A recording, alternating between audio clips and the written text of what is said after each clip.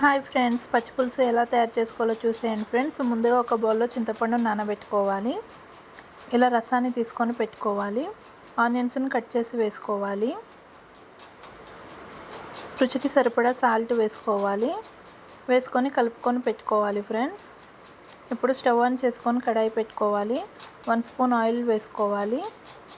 Oil heat అయిన తర్వాతకి కొద్దిగా జీలకర్ర వేసుకోవాలి. కొంచెం ఆవాలు వేసుకోవాలి. ఎండుమిర్చిని కట్ చేసి వేసుకోవాలి.